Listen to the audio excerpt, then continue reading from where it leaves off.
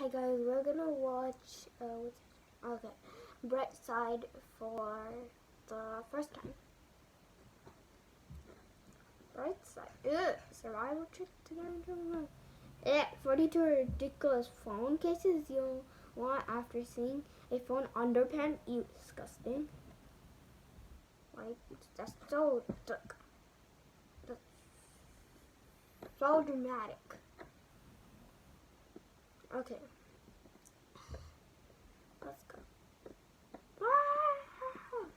Watermelon growing inside me. Okay, that's me. Hey, that's not fair.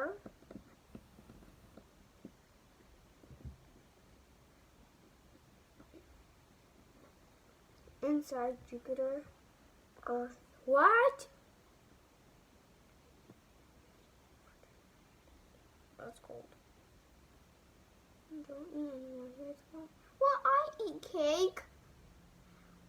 Who doesn't love cake? I love.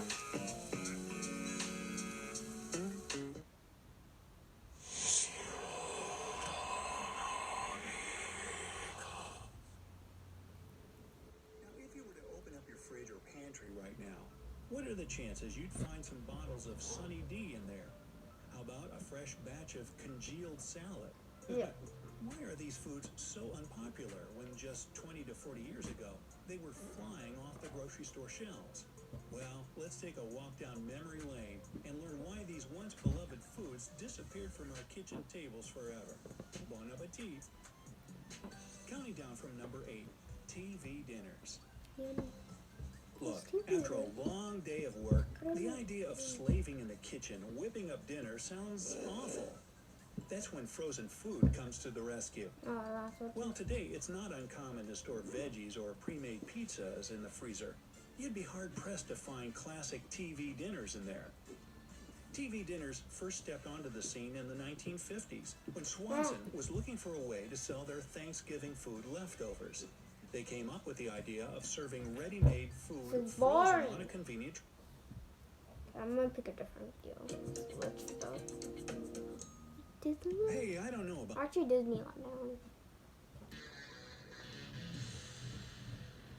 It's really good. Elsa King. Oh, no, zombies too. The 10 darkest secrets Disneyland princesses have to keep. Wait, did we just use the word dark in the same sentence as Disneyland?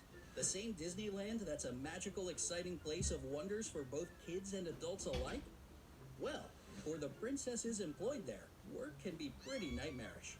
For people who walk around an amusement park for a living, being a Disneyland princess is no walk in the park. Are you ready to know what their life is really like? Then keep on watching. But before we put a damper on all the magic and wonder, hit that subscribe button and turn on post notifications to be Even the though first it's not to that see cool. all of our updates. Number 10. They can't break character.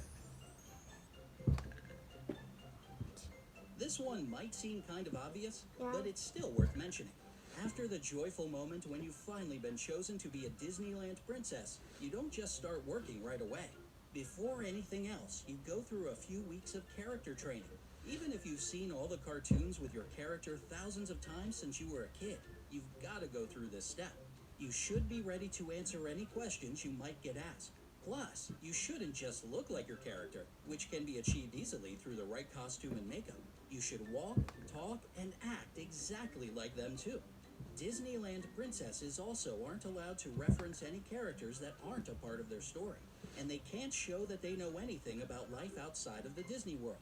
All of this is done to make you feel like you're really meeting and hanging out with your favorite princess, making the experience even more marvelous and believable.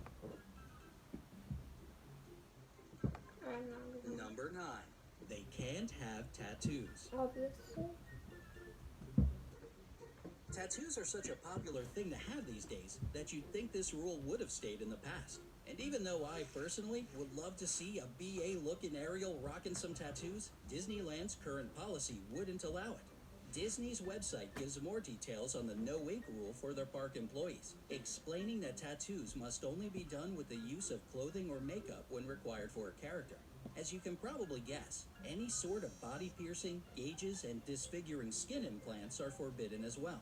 Of course, these rules apply to every Disney World worker, not just the princesses. Man, they should at least do one day where everybody gets a punk edit, don't you think? Yeah.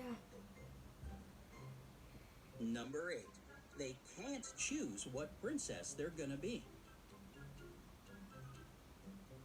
The audition process for becoming a Disneyland princess is incredibly complex and difficult. The most upsetting thing of all is that you can't even choose which princess to audition for. If you want to be a Disney princess, you have to do an open audition for any Disney World role, including princes, princesses, animal characters, and parade performers. One former Disneyland princess confessed that the audition process can take up to 8 hours and starts with grouping people based on their height, which should be between 5'3" and 5'7", body type and appearance. Candidates then get eliminated based on what roles need to be filled, and the elimination process is pretty tough. One former Disneyland worker recounted how out of 500 girls who auditioned one year, only 3 were hired for a job.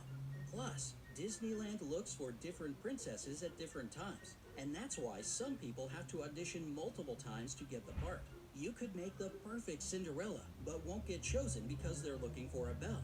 Plus, a person can only audition once a year, so it's not uncommon when an individual can't get the job for years. They definitely have more patience than I do. Every time we pre-rinse, we waste up I to 20 gallons of water.